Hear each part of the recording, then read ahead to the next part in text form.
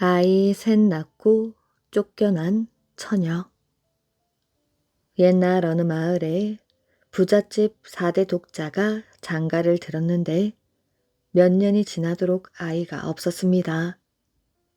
대가 끊길까 마음이 조급해진 부잣집에서는 시바지를 들여서라도 후사를 보고자 하였지요. 마침 마을에 가난하여 시집도 못 가고 어려운 집안 살림을 꾸려가는 아가씨가 있었습니다.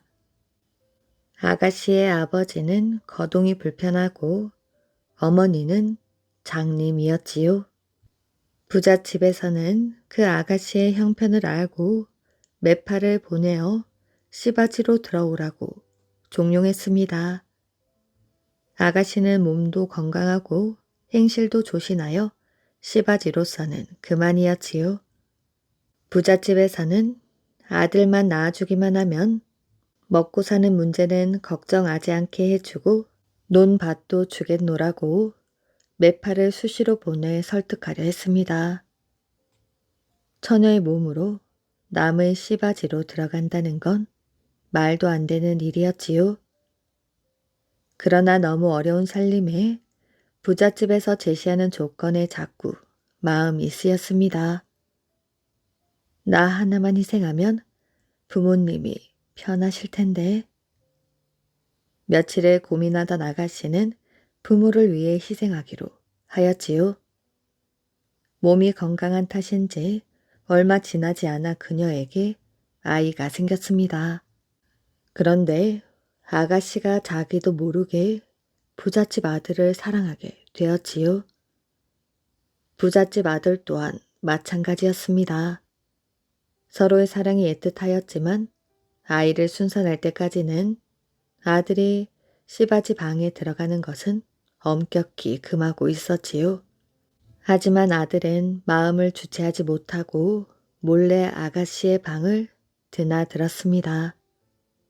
아가씨는 드디어 아들을 낳았지요. 하지만 아들을 낳은 아가씨는 아기 얼굴 한번 못 본 채 집으로 쫓겨나고 말았습니다. 제 속으로 낳은 아이 얼굴 한번 볼 수 없다는 게 얼마나 슬픈 일이겠어요? 집으로 쫓겨온 아가씨는 매일 밤 눈물로 밤을 지새웠지요. 아이를 한번 안아볼 수만 있다면. 부잣집 아들은 아들대로 아기 얼굴을 볼 때마다 아가씨 얼굴이 떠올라 견딜 수가 없었습니다.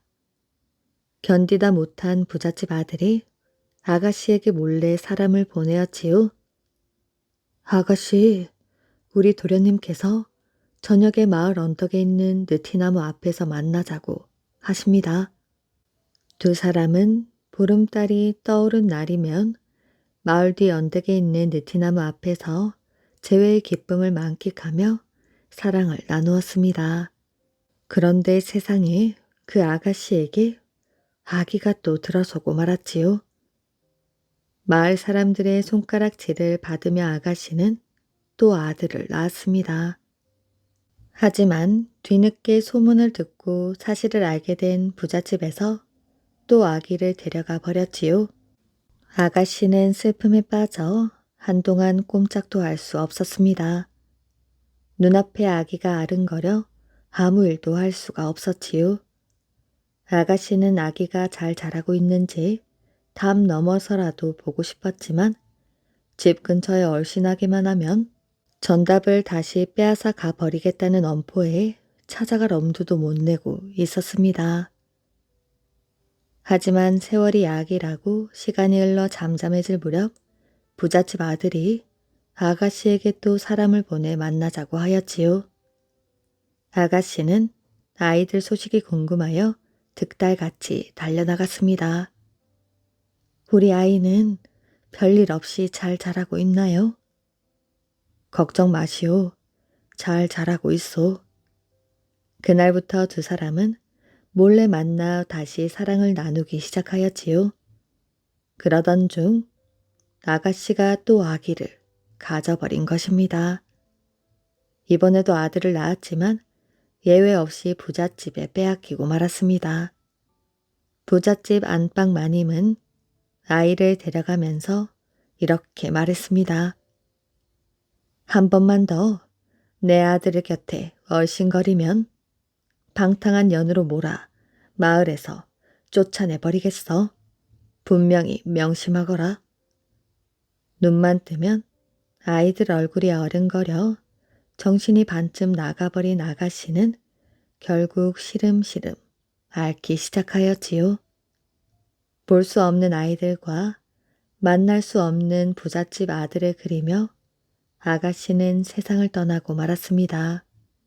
아가씨는 부잣집 아들과 미래를 나누던 느티나무가 잘 보이는 곳에 묻어달라는 유언을 남겼지요.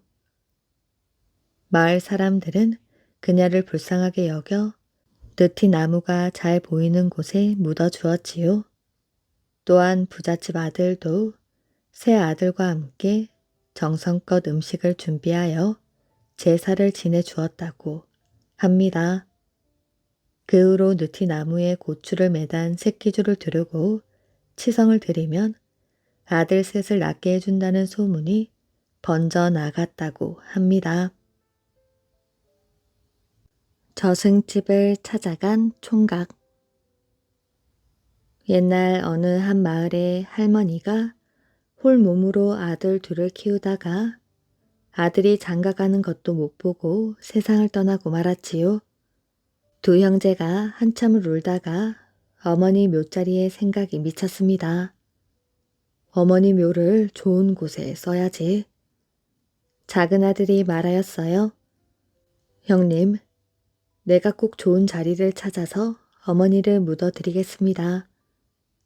작은 아들은 그렇게 고집을 부려서 어머니의 시신을 짊어지고 길을 나섰지요. 며칠을 가다가 어느 날 이상한 산길로 접어들어 길을 잃었는데 날이 저물고 말았습니다. 잠시 앉아 사방을 둘러보니 한쪽에 깜빡깜빡 불빛이 보였지요. 작은 아들이 어머니 시신을 진 채로 얼른 찾아가서 보니 조그만 오두막 집이었습니다. 주인 양반 계십니까? 그러자 안에서 젊은 여인의 목소리가 들렸지요. 여기는 아무도 찾아오지 않는 곳인데 웬 분이시오? 짐승이걸랑 썩 물러가고 사람이걸랑 들어오시오. 난 사람이라오. 그렇거든 들어오시오. 문을 열고 방으로 들어가서 살펴보니 웬 처녀가 깨끗한 방 안에 책상 하나를 놓고서 책장을 넘기고 있었습니다. 바깥에 두고 온 것은 뭔가요? 내다보지도 않고 그렇게 말을 하자 작은 아들은 깜짝 놀라 말했지요. 그게 우리 어머니께서 돌아가셨는데 묘자리를 좋은 데 써볼까 하여 짊어지고 다니는 중입니다. 저녁은 드셨어요? 먹지 못했습니다.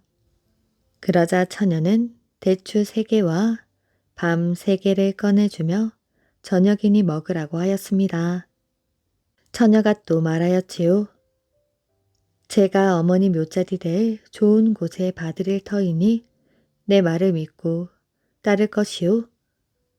그러지요. 내 말을 잘 들으십시오. 내일 새벽 날이 밝거든 어머니를 짊어지고 저 아래 내려가 큰 길로 가십시오. 길을 따라서 한참을 가다 보면 시퍼런 연못이 있는데 어머니 시신을 그 물속에 첨벙 빠뜨린 다음 뒤도 돌아보지 말고 오십시오. 뒤를 돌아보면 죽게 되니 조심하셔요. 다음 날 새벽이 밝아오자 작은 아들은 어머니를 짊어지고 산 아래로 내려가 큰 길을 찾았습니다. 길을 따라 한참 가다 보니 과연 연못이 나타났지요. 어머니 시신을 물속에 넣는다는 것이 망설여졌지만 이미 약속한 일인지라 눈을 질끔 감고서 연못 속에 시신을 첨벙 던졌습니다. 그러자 갑자기 물속에서 이게 어떤 놈이야? 하는 호령과 함께 어떤 떡거머리 총각이 나와서 작은 아들을 쫓아오기 시작하였지요. 그 사람이 갖가지 소리를 하면서 뒤를 쫓아왔지만 작은 아들은 눈을 질끈 감고서 뒤를 돌아보지 않고 처녀가 있는 집으로 달려왔습니다. 잘했어요. 처녀는 다시 아침밥으로 총각에게 밤 3개와 대추 3개를 주었습니다. 이걸 먹고 제 부탁 하나만 들어주십시오. 작은 아들이 그것을 다 먹고 나자 처녀는 편지 하나를 써서 주며 주머니에 넣어주고는 또 은가위 하나를 종이에 싸서 내밀었습니다. 이 가위를 짊어지고 아랫 동네로 가서 김장자를 찾으세요. 그 집에 찾아가서 은가위를 사라고 하면 뭔가 반응이 있을 것입니다. 그렇거든 그 편지를 내놓으세요. 알겠습니다. 작은 아들은 산에서 내려와 아랫동네 김장자 댁을 찾아갔습니다. 계십니까? 은가위 사지 않으시겠습니까? 집에서 웬 젊은이가 나왔다가 은가위를 보고 깜짝 놀란 듯 다짜고짜 작은 아들을 붙잡아 안으로 끌고 들어갔지요. 어머니 아버지, 이 사람이 누님 가위를 가지고 있습니다. 내외가 나와서 살펴보더니 아니 이럴 수가 정말이구나. 그러고는 총각을 향해 소리를 질렀습니다. 네가 우리 죽은 딸 무덤을 파헤쳤구나. 세상에 이런 나쁜 놈이 있나? 네 놈을 당장 죽일 것이다. 김장자는 하인을 시켜서 작은 아들을 매를 쳐 죽이려고 하였지요. 작은 아들은 그만 기겁을 했습니다. 아닙니다. 저는 그런 짓을 한 적이 없습니다. 작은 아들은 얼른 주머니에서 편지를 꺼내 내밀었습니다. 이걸 좀 보십시오. 김장자가 편지를 받아 읽어보니 놀랍게도 자기 딸의 필적이었지요. 아버지 어머니, 제 제삿날이 되거든 이 사람을 데리고 와서 충문을 읽게 하셔요. 이 사람은 저와 삼생의 인연이 있는 사람이옵니다. 마침 사흘 뒤가 죽은 딸의 제삿날이었습니다. 그날이 되자 김장자는 반신반의하면서 총각을 처녀의 산소로 데리고 가서 제물을 차려놓은 다음 충문을 읽게 하였지요. 그런데 그 순간 갑자기 하늘에서 구름이 내려와 무덤을 하얗게 뒤덮었습니다. 그러곤 갑자기 무덤이 두 쪽으로 쫙 하고 갈라지면서 처녀가 걸어 나와 총각의 손목을 잡았지요. 제 말대로 하셨군요. 당신이 저의 저승집을 찾아온 덕에 우리가 인연을 이루게 되었습니다. 그 모습을 보고 김장자 가족이 다가와서 기쁨의 눈물을 흘렸습니다. 작은 아들은 무덤 속에서 살아나온 처녀와 혼인을 한 다음 장자집 살림을 나눠 잘 살게 되었지요. 부족함 없는 행복한 생활이었으나 작은 아들의 얼굴에는 한 줄기 수심이 깃들어 있었습니다. 여보, 당신 얼굴에 수심이 어려 사라지지 않으니 무슨 일입니까? 실은 어머니가 마음에 걸려 그런다오. 물속에 어머니를 집어넣은 것이 생각할수록 죄송하고 한이 되는군요. 그러자 아내가 뜻밖의 말을 하였지요. 그렇다면 어머니를 한번 만나보시겠어요? 어머니를 뵐 수 있다고요? 그럴 수만 있다면 뭐든지 하겠소. 아내는 남편에게 장에 가서 가지각색의 비단을 떠오도록 하였지요. 그리고 그 비단으로 바지며 저고리, 적삼 같은 옷을 손수짓게 하였습니다. 남자는 어머니를 볼 수 있다는 생각에 한 땀 한 땀 정성을 다해 옷을 만들었지요. 아내는 그 옷을 짊어지고 장에 나가 거지들에게 나누어 주고 거지 옷을 받아 짊어지고 오라고 했습니다. 남자는 시키는 대로 하였지요. 옷이 모자라자 제 옷을 벗어주고 대신 거지 옷을 받아 입었습니다. 남자가 거지 옷을 한 짐 짊어지고 집으로 돌아오자 아내가 편지 한 상을 써주면서 저승 가는 길을 알려주었지요. 그걸 짊어지고 길을 나서서 큰 길을 따라 한참을 가다 보면 전에 못 보던 이상한 길이 보일 겁니다. 그 길을 따라 곧장 가되 절대 입을 벌리지도 말고 기침도 크게 하지 말고 숨 한 번 크게 쉬지 마셔요. 그럼 어머니를 뵐 수 있습니다. 남자는 거지 옷을 짊어진 채 아내가 일러준 대로 길을 나섰지요. 큰 길을 따라서 한참을 가다 보니 전에 못 본 이상한 길이 눈에 띄었습니다. 그 길로 곧장 걸어가니 어떤 지팡이를 짚은 사람이 남자를 붙잡고 말하였지요. 당신은 뭐하는 사람이요?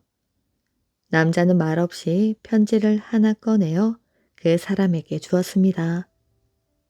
그 사람이 편지를 보고 나더니 남자를 돌아보았지요. 무슨 적덕을 했다는 것이지?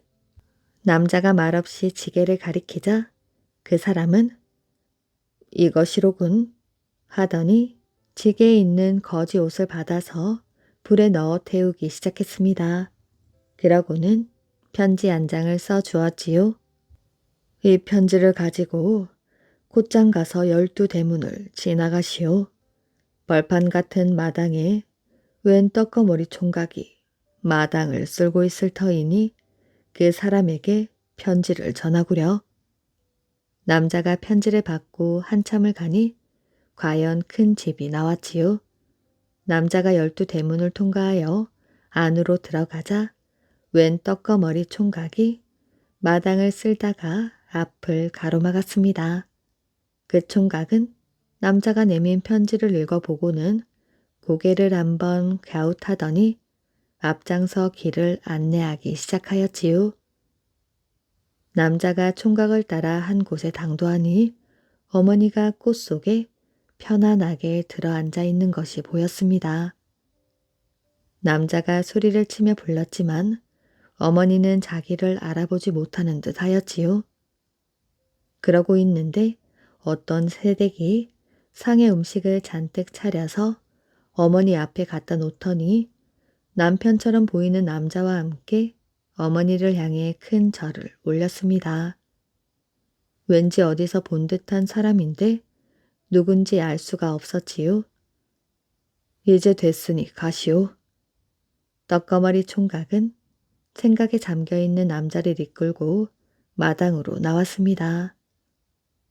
12대문을 차례로 지나 첫째 대문에 이르자 떡거머리 총각은 남자를 밖으로 떠밀었지요. 순간 남자는 정신을 잃고 말았습니다. 한참 만에 정신을 차리고 보니 어머니 시신을 집어넣었던 시퍼런 연못 옆에 쓰러져 있었지요. 남자가 집에 돌아오자 아내가 말했습니다. 어머니를 만나 뵈었어요? 봤지요. 잘 계시던가요? 잘 살고 계십니다. 그럼 됐어요. 하지만 남자는 다시 엉뚱한 이야기를 꺼내었지요. 그런데 갑자기 형님이 보고 싶어 견딜 수가 없구려. 좀 다녀오게 해줘. 보고 싶으면 다녀오십시오. 남자는 아내에게 노자를 받아서 옛날 살던 고향으로 형님을 찾아갔습니다. 고향집에 도착해서 보니 그 사이에 형 또한 아내를 얻어 함께 살고 있었지요.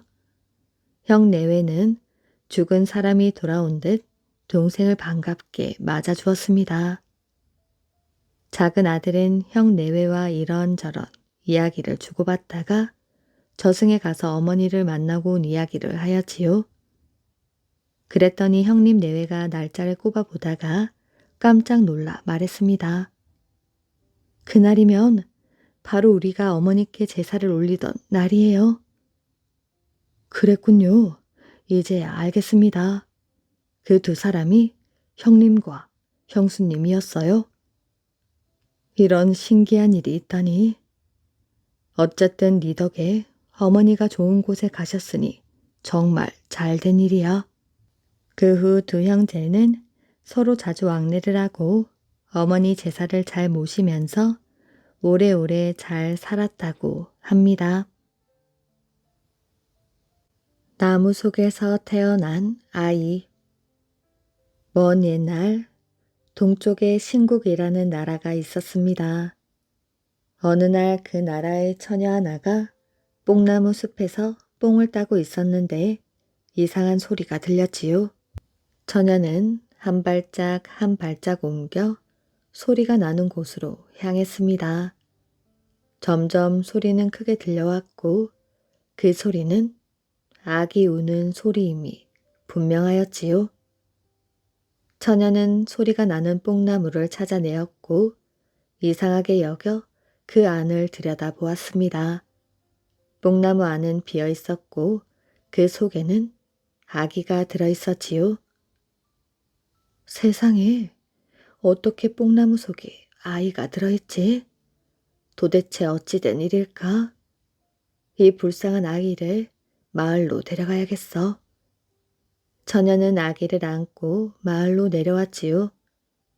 마을 사람들은 처녀 이야기를 듣고 이상한 아기를 왕에게로 데리고 갔습니다. 뽕나무 속에 아이가 있었다니 참으로 괴이한 일이다. 이 아기는 우선 궁정 요리사가 맡거라. 그리고 사람을 보내어 어찌된 일인지 숲을 조사하여라. 며칠 후 숲으로 들어갔던 사람들이 돌아왔지요. 그들은 그 지역을 탐문한 끝에 뽕나무 속에 아이가 들어있게 된 사연을 풀게 되었다고 합니다. 아기를 가진 한 여인이 있었지요. 그런데 하루는 꿈을 꾸었는데 꿈속에 신이 나타나 여인에게 이야기했습니다. 절구에서 물이 나오거든 동쪽으로 가거라. 절대로 뒤를 돌아보아서는 안 된다. 돌아본다면 큰 재앙이 따를 것이다. 다음날 아침 꿈에서 깬 여인은 이상한 꿈이라고 생각하였지요. 그런데 정말로 절구에서 물이 나오기 시작한 것이었습니다. 여인은 가족과 마을 사람들에게 그 이야기를 하며 빨리 동쪽으로 가자고 이야기했습니다. 그런데 꿈을 믿지 못하는 사람들도 있었지요. 이렇게 여인의 꿈속에 나타난 신의 말을 믿은 사람들은 동쪽으로 피신하였고 믿지 않는 사람들은 마을에 남았습니다.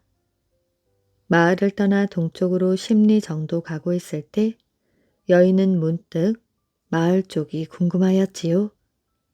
꿈속에 나타나 돌아보지 말라고 신이 당부한 것을 깜빡 잊어버린 것입니다.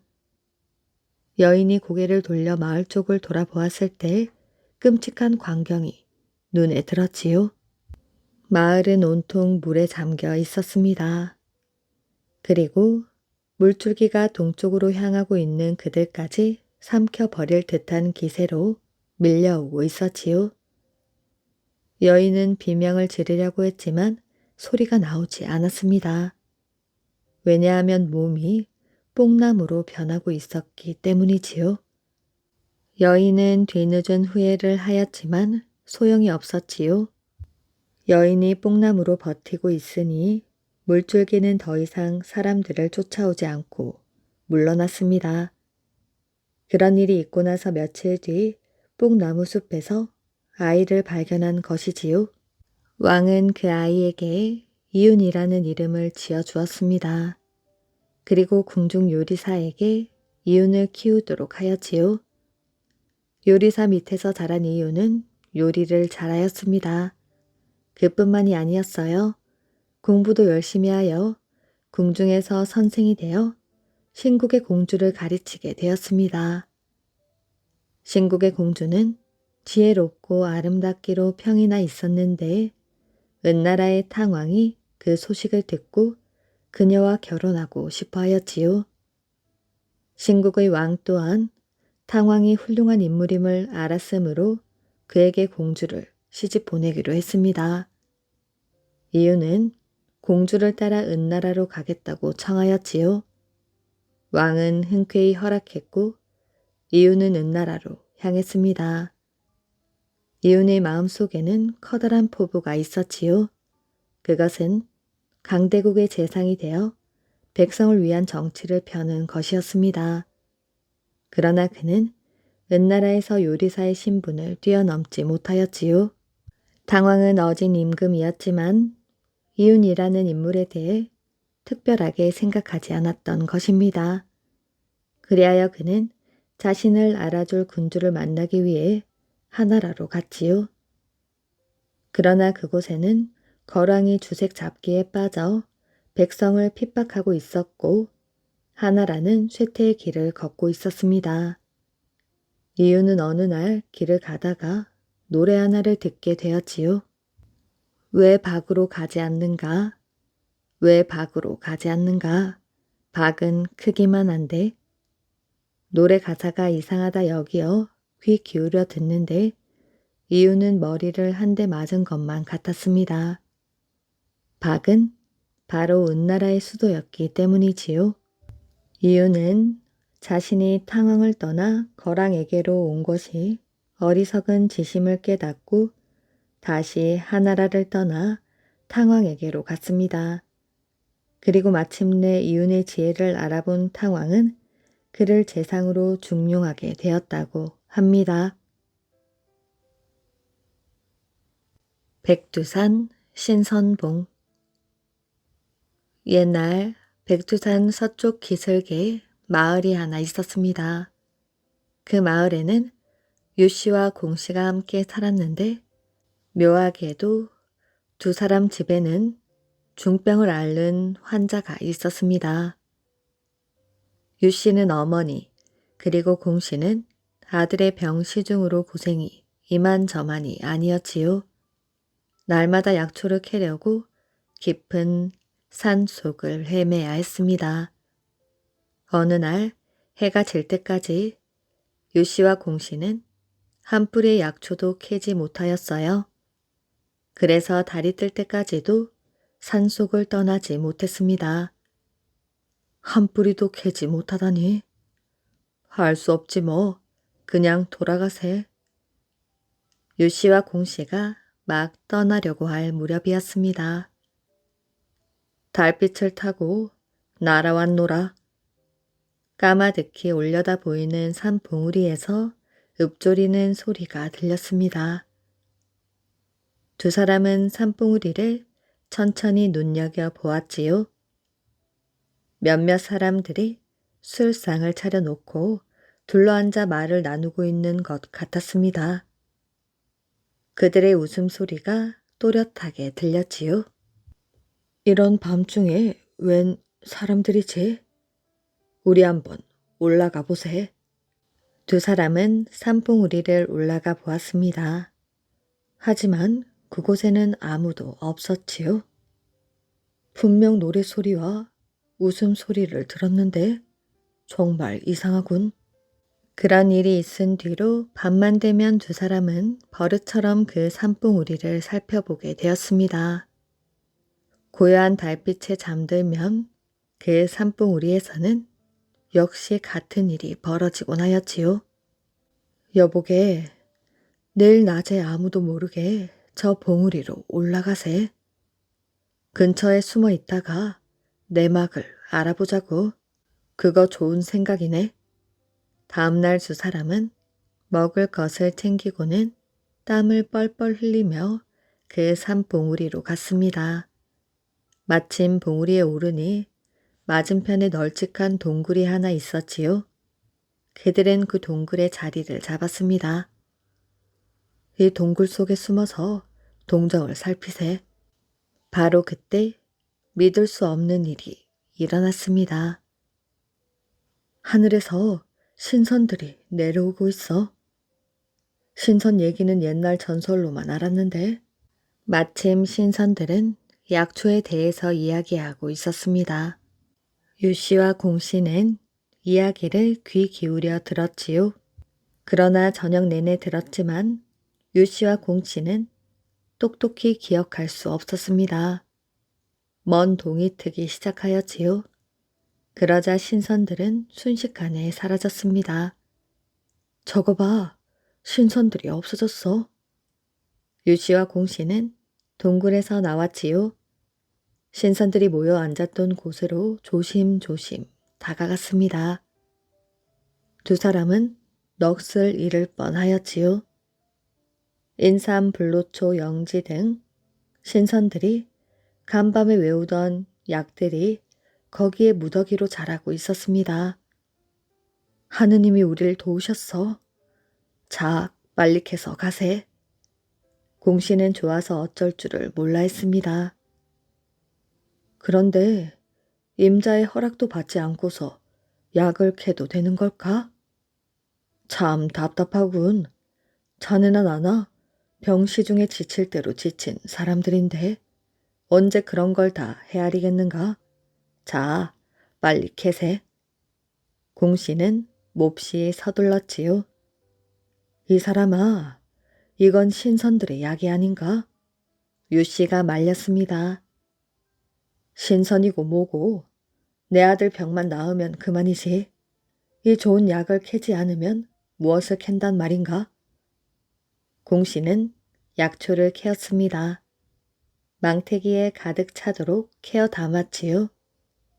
그러나 유씨는 하나도 건드리지 않았습니다. 나 먼저 가네. 자네도 빨리 캐가지고 뒤따라오게. 공씨는 산을 내려갔지요.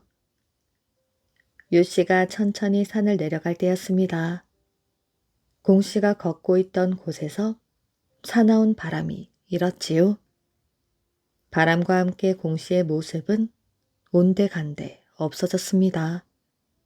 신선들이 노했구나. 이런 생각이 든 유씨는 다시 그 산 봉우리로 돌아갔지요. 공씨가 짓밟아 놓은 약초들을 한 포기 한 포기 바로 잡아 세웠습니다. 이만하면 신선들의 화가 풀리겠지. 유씨가 허리를 폈을 때였습니다. 남쪽 하늘에서 오색 구름이 그를 향해 두둥실 떠오르는 게 아니겠어요? 그 구름은 유씨 곁에 와서 멎었습니다. 그러더니 그 구름 속에서 노인 하나가 내려왔습니다. 뉘신지요? 나는 신령이노라. 노인의 얼굴에 미소를 지으며 대답했습니다. 그대는 부모에 대한 효성이 지극하고 예의 범절이 밝아 하늘의 도움을 받을 것이다. 너희 어머니 병을 낫게 해드릴 약을 가지고 왔단다. 자, 어서 이 약을 받거라. 유씨는 약을 받은 뒤 땅에 엎드렸습니다. 하지만 제 자식만 중하게 여기는 공씨의 심보가 고약하도다. 공씨는 벌을 받을 것이야. 신령님, 제 친구는 원래 그런 사람이 아니옵니다. 말을 하던 유씨가 머리를 들었지요. 그 신선은 어디로 갔는지 보이지 않았습니다. 신선의 도움을 받은 유씨는 너무나 기뻤지요. 빨리 가서 어머니께 다려드려야지. 한 발자국을 내디디자 발 밑에서 구름이 일었습니다. 이게 뭐지? 발 밑에서 구름이 피어오르다니. 그 구름은 순식간에 유씨를 집 앞으로 데려다 주었지요. 그런데 어디선가 사람 살려라는 소리가 들렸습니다.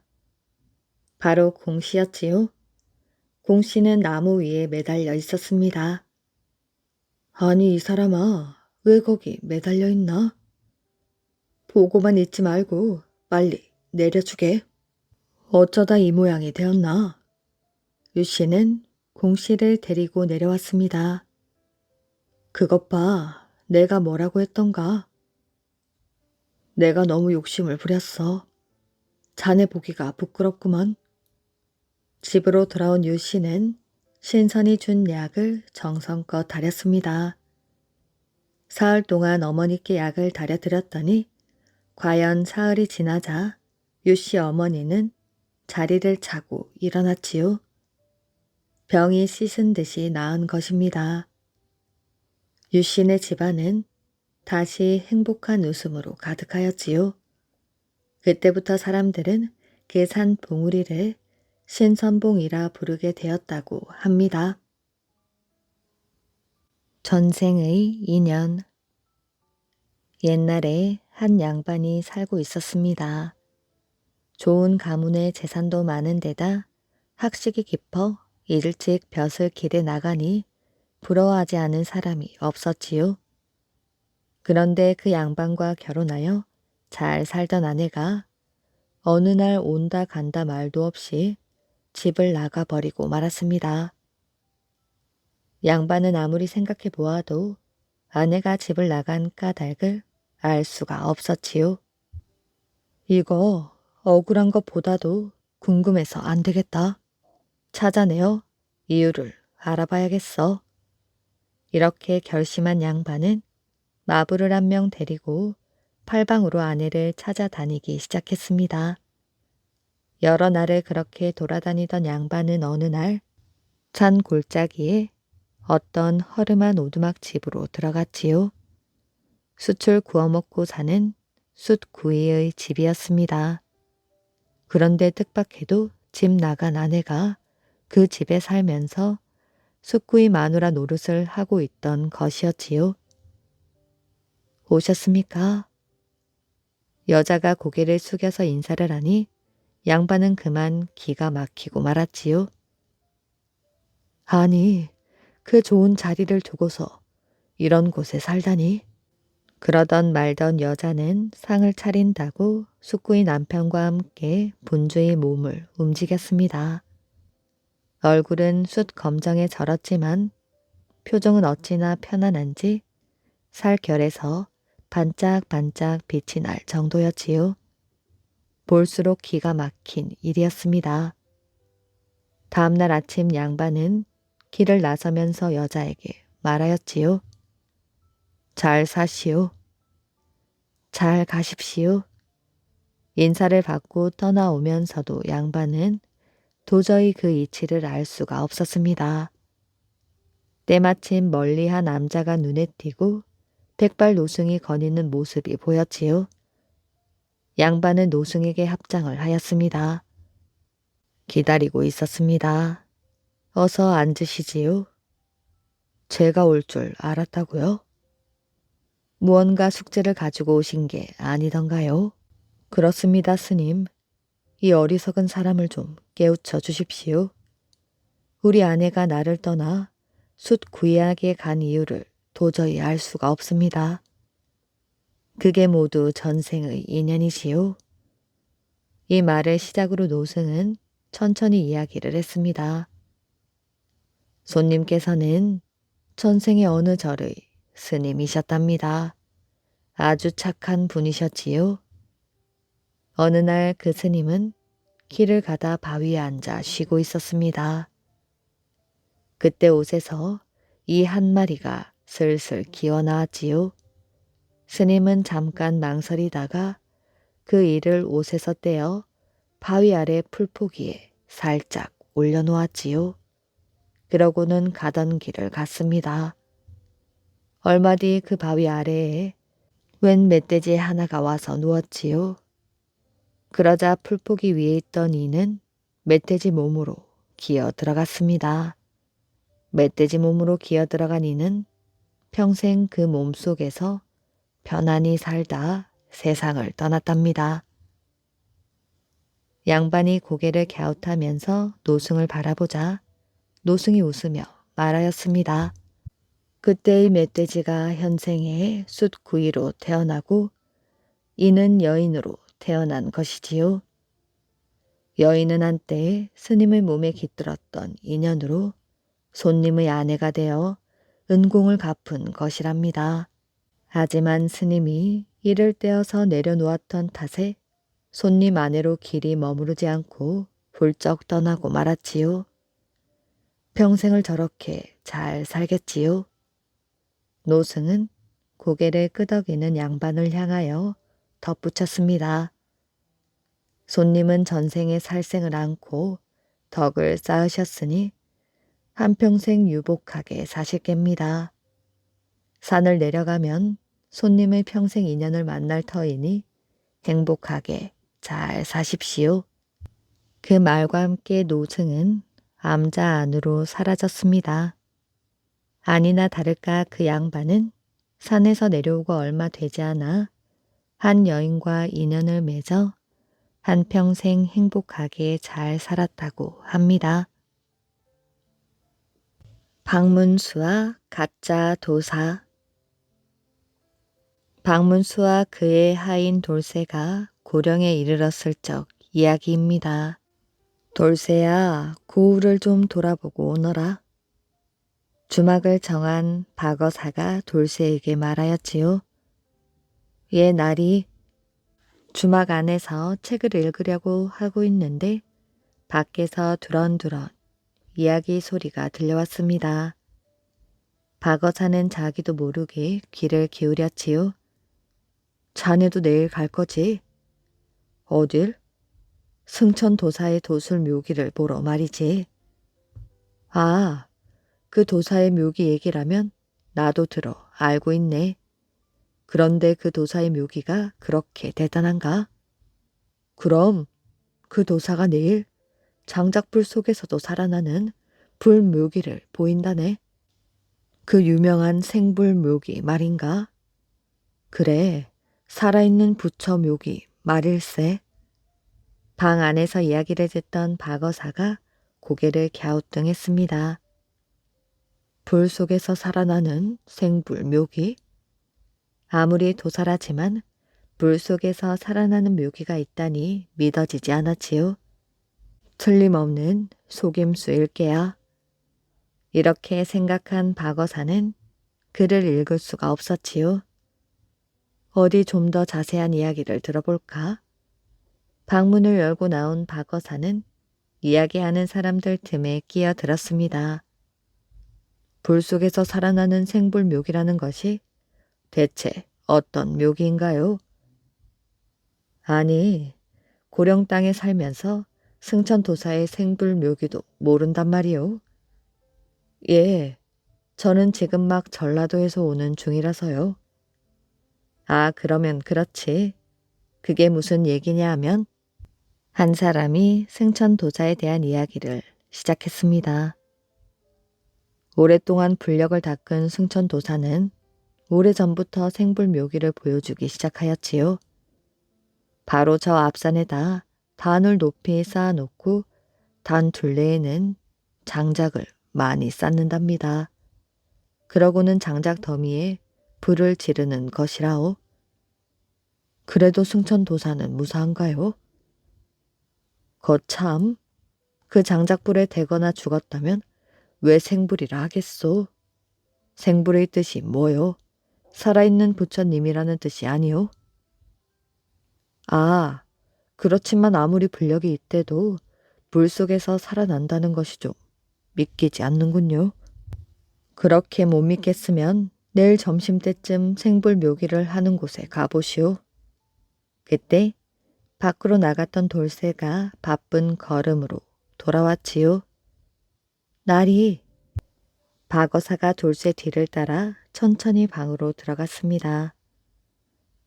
날이 사람이 불 속에서도 살아날 수 있습니까? 아, 그 얘기 말이로구나. 박어사가 조금 전 밖에서 들은 이야기를 돌쇠에게 하였지요. 그러자 돌쇠가 고개를 끄덕였습니다. 어사님도 알고 계셨군요. 그런데 그 도사가 왜 그런 도술을 부린다고 하더냐? 그건 모든 중생들에게 큰 불력을 보여주기 위해서랍니다. 그래?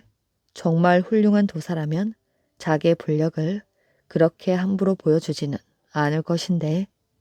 아무튼 수고하였다. 내일 함께 가보도록 하자. 다음날 박어사와 돌쇠도 생불묘기를 보기 위해 모여든 사람들 틈에 끼어들었습니다. 그곳에는 높다란 단이 만들어져 있었지요. 단 둘레에는 많은 장작 더미들이 높이 쌓여 있었습니다. 박어사가 불경을 중얼거리는 구경꾼에게 말을 걸었습니다. 생불 묘기를 몇 번이나 보셨나요? 세 번째입니다. 정말 불 속에서도 타 죽지 않던가요? 살아있는 부처인데 왜 타 죽겠습니까? 아, 그렇군요. 혹 승천 도사님은 병도 고치시나요? 고치다 마다요. 물 속에서도 살아나는 생불님이 그까지 병 고치는 것은 식은죽 먹기이지요. 그럼 병을 고칠 땐 돈을 받나요? 당신 입으로는 돈을 가져오란 말씀은 안 하신답니다. 그렇지만 돈을 내지 않으면 신통력이 떨어진다고 합니다.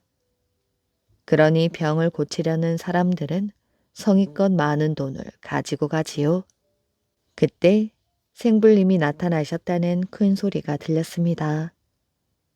그 모습을 보며 박어사가 나직한 목소리로 돌쇠를 불렀지요. 돌쇠야, 얘 날이 이따 승천도사의 묘기가 끝나거든 저 도사가 있던 단 밑을 샅샅이 조사해 보도록 해라. 아무래도 도사가 서 있는 단이 수상하구나. 얘 날이 그때 도사가 두 손을 번쩍 들고 우렁찬 목소리로 외쳤지요. 중생들아, 나의 불력을 똑똑히 보고 불도의 길을 걸으라. 힘차게 외친 승천도사가 천천히 단 위에 앉았지요. 사람들은 모두들 합장을 하였습니다. 자, 불을 붙이도록 하라. 승천도사가 큰 소리를 쳤지요. 승천도사의 말에 제자들이 사방에서 불을 질렀습니다. 삽시간에 연기가 솟아오르며 마른 장작에 불이 붙기 시작하였지요. 선사는 합장을 한 채 꼼짝도 하지 않았습니다. 사람들의 탄성이 터져 나왔습니다. 저중이 어디로 빠져나가는지 잘 살펴보거라.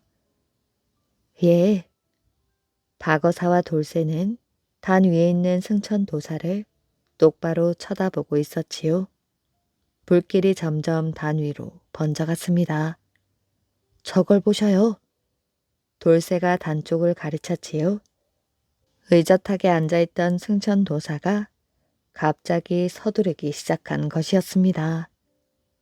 선사는 우당탕 단 위를 뛰고 또 바닥을 손으로 두드리고 발로 쾅쾅 굴러보기도 하였지요. 아니, 선사님이 왜 저러시지? 이런 도수를 몇 번이나 보았던 사람들이 놀라서 눈을 동그랗게 떴습니다. 전과 다른 모습이 있습니까? 박어사가 물었지요. 예, 전에는 불꽃이 한창 일어나면 바람같이 사라졌다 불꽃이 꺼져갈 때쯤 저 뒤쪽 산 중턱에 호련히 나타났었거든요. 구경꾼이 말하는 사이에 승천도사는 더욱 당황하여 날뛰기 시작했습니다. 어사가 혀를 차고 있을 때였지요.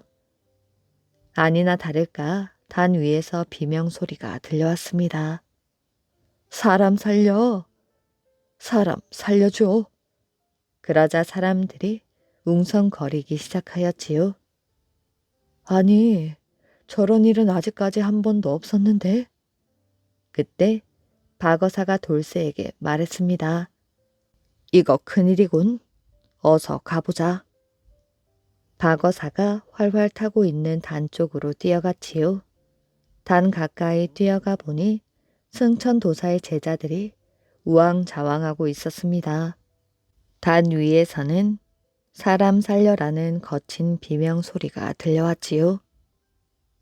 뭐더라시오, 사람이 타 죽는데 어서 물을 가져다 불을 끕시다. 그제야 사람들은 물을 찾아 이리 뛰고 저리 뛰었지요. 그렇지만 높은 산자락에 물이 있을 턱이 없었습니다. 불은 차츰차츰 타 올라갔습니다. 승천도사의 옷에까지 불이 붙었습니다. 승천도사의 마지막 비명이 터져 나왔지요. 사람들이 물 몇 동이를 구해왔을 때에는 단이 거의 타고 승천도사도 쓰러진 뒤였습니다. 뭐야, 불 속에서도 죽지 않는다던 생불이 저렇게 쓰러지다니. 글쎄 말이야. 구경 왔던 사람들은 불평 한마디씩을 내던지며 흩어져 버렸습니다. 모두 다 타버린 단 근처에는 어느새 승천도사의 제자 몇 명과 가까웠던 사람 몇 명, 그리고 박어사와 돌쇠만 남았지요. 박어사가 검게 타버린 단 위로 올라가 보았습니다. 박어사와 돌쇠가 단 아래를 천천히 살피기 시작하였지요. 여기에 아래로 통하는 문이 달려있어. 그곳에는 단 아래로 빠져나갈 수 있도록 만든 문이 달려있었지요. 돌쇠야, 문을 열어보거라. 문은 아래쪽으로 열리도록 만들어져 있었습니다. 그렇지만 아무리 열려고 하여도 열리지 않았지요. 돌쇠와 제자 몇이 달려들어 문을 뜯어내고 보니 문 아래쪽에 돌이 가득 차 있었습니다. 이렇게 문 밑에 돌이 꽉 차 있었으니 문이 열릴 리가 있나? 돌쇠야, 이 돌들을 빨리 드러내 보거라. 여러분들도 좀 도와주시오. 사람들이 돌과 나무 조각들을 드러내자 단 밑으로 뚫린 굴이 나왔습니다. 굴은 단 뒤쪽으로 이어지다가 산 중턱쯤에서 출구가 나타났지요. 박어사는 아직 산에 남아있는 사람들을 불러 모았습니다. 그때 고령 관가에서 한 명의 사령과 포졸 2명이 나타났습니다. 혹 무슨 일이 일어날까 하여 박어사가 불러낸 것이었지요. 조사해 볼 것이 있소. 박어사가 남아있는 제자들과 신도들에게 몇 마디 묻기 시작하였습니다. 아무래도 이 비밀을 알고 있는 사람의 짓이라고 생각했기 때문이지요. 박어사는 제자들에게 의심 가는 점을 물어보았습니다. 먼저 이런 통로가 있다는 것을 알고 있는지를 물었지요. 다른 제자들은 머뭇거리는데 한 제자가 퉁명스럽게 말했습니다. 우리 가까운 제자들은 모두 알고 있던 일이요. 그런데도 그 도사를 믿고 따랐나요? 일이 끝나면 돈을 두둑히 주었다오. 제자들 말고도 이런 비밀 통로를 알고 있는 사람이 있었나요? 그러자 제자들이 옆에서 서성대는 2명의 신도들을 턱으로 가리켰습니다. 바로 이 신도들입니다. 이름을 물어보니 덕수와 근삼이라는 사람이었습니다. 어사가 먼저 덕수란 사람에게 물었지요. 무슨 일을 합니까? 대장간 일을 하고 있어. 어떻게 승천도사와 가깝게 지내게 되었나요? 제 딸 때문입니다. 올해 19살로 몇 해 전부터 고질병을 앓았는데 선사님이 고쳐주었소. 어사가 이번에는 근삼이라는 사람에게 물었습니다. 무슨 일을 하고 있어? 목수입니다. 제 아내의 간질병을 고쳐주어 선사님을 알게 되었습니다. 담 밑으로 이런 굴이 있다는 것을 어떻게 알았지요? 제가 이 굴을 뚫었습니다. 그럼 여기 있는 사람 말고 이런 굴이 있다는 것을 알만한 사람이 있소? 그러자 제자 한 사람이 말하였지요. 아마 우리 말고는 없을 것입니다. 그렇다면 이 중 누군가가 단 아래로 내려가는 통로를 돌과 나무로 막아 놓았소. 그것도 단에 불을 지를 무렵에 막은 것이지요. 그 전에 막았다면 승천도사가 수시로 점검하였기 때문에 미리 탈로 났을 테니까. 그러자 관가에서 나온 포졸이 입을 열었습니다. 그런 일이라면 간단하오. 여기 있는 사람들을 몽땅 관가로 끌고 가서 신문에 보면 찾아낼 수 있을 것이오. 그때 박어사가 말하였지요. 그보다 먼저 포졸은 이 사람들의 손을 천천히 살펴보시오. 좁은 굴 속에서 돌과 나무를 날랐다면 손에 흙이 묻어 있을 것이오. 포졸들이 모인 사람들의 손을 살피기 시작하였습니다. 아니, 당신은 벌써 손을 씻었군요. 왜 손을 씻었소? 그러자 옆에 있던 제자가 말했습니다. 손이라면 나도 씻었소. 이번에는 옷을 보시오. 좁은 굴 속에서 일했다면 옷에도 틀림없이 흙이 묻어 있을 것이오. 포졸과 어사가 조사해 보니 모두의 옷에 흙과 재가 묻어 있었습니다. 그런데 덕수가 입고 있는 옷은 깨끗하였지요. 그러자 한 포졸이 덕수에게 말했습니다. 당신 옷만 깨끗하군. 그러니 당신은 절대로 굴 속에는 들어가지 않았다는 증거요. 그때 박어사가 슬그머니 돌아섰습니다. 이것저것 물어보던 박어사가 돌아서자 포졸이 물었습니다. 아니 왜 돌아가려 하시오? 범인은 잡지도 않고. 이만큼 조사해 줬으면 이제는 관가에서 잡으셔야지요. 벌써 해가 지고 있잖아요. 그때 박어사가 덕수를 가리키며 말했습니다. 이분은 옷이 깨끗하니 굴 속에 들어갔었다고 의심할 수 없지요. 그러니 나와 함께 내려가게 해 주시오. 알겠소.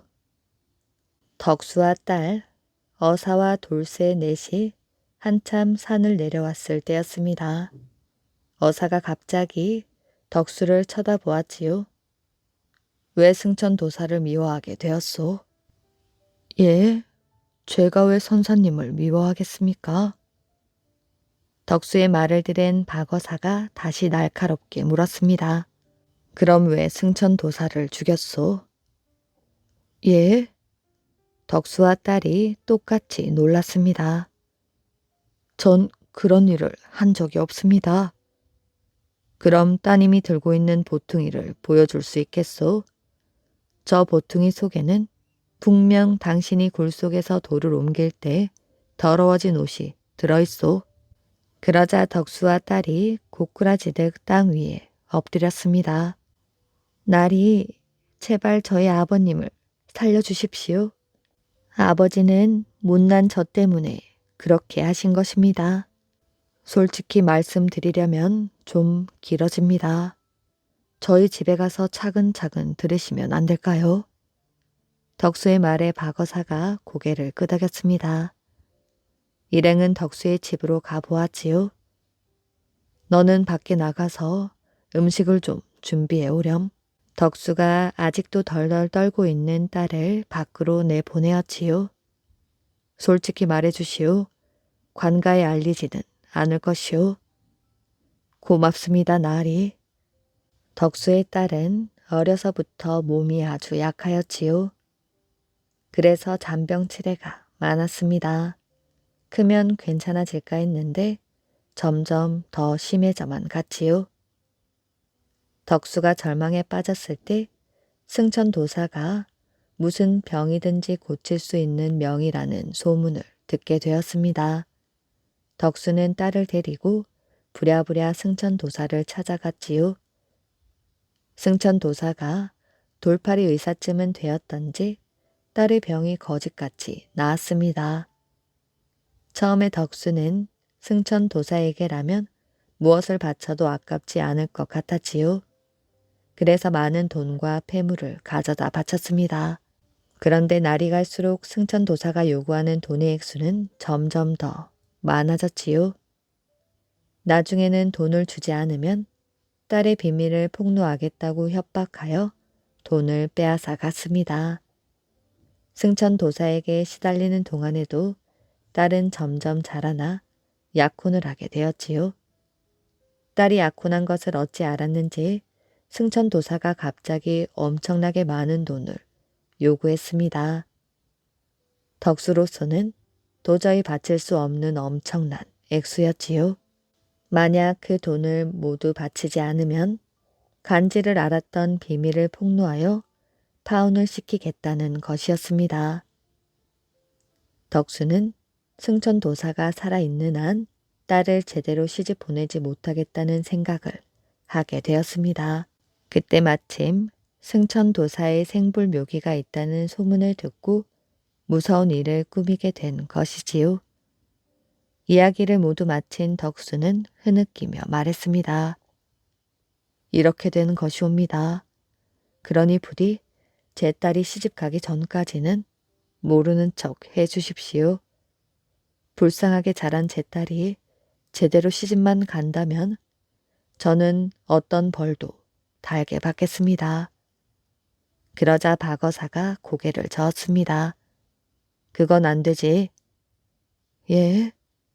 안 된다고요? 날이 제발 한 번만 살려주십시오. 그때 박어사가 천천히 말했습니다. 어떤 벌도 달게 받겠다니 그건 안 되지요. 당신과 당신의 딸은 그 가짜 도사에게 지금까지 당한 고통만 해도 너무 컸다오. 그제야 박어사의 말뜻을 알아들은 덕수가 울음을 터뜨렸습니다. 고맙습니다. 음식상을 들고 온 딸도 아버지 옆에서 울음을 터뜨렸지요. 다음날 길을 떠난 어사와 돌쇠가 언덕에 올랐습니다. 그때 돌쇠가 어사에게 물었지요. 날이 관가에서는 누구를 범인으로 잡아갈까요? 승촌 도사와 함께 부처님을 빙자하여 백성을 속인 제자들이 잡혀가겠지. 그들이라면 승천 도사의 막대한 재산을 탐내어 스승을 죽일 수 있다고 생각할 테니까. 사실 엉터리 중을 도와 백성들을 속인 그들의 죄도 크지. 박어사와 돌쇠는 또다시 길을 떠났다고 합니다. 이야기 재미있게 잘 들으셨나요? 오늘의 이야기는 여기까지입니다. 오늘도 이야기를 들어주셔서 정말 감사합니다. 오늘도 편안한 밤 되시길 바랍니다.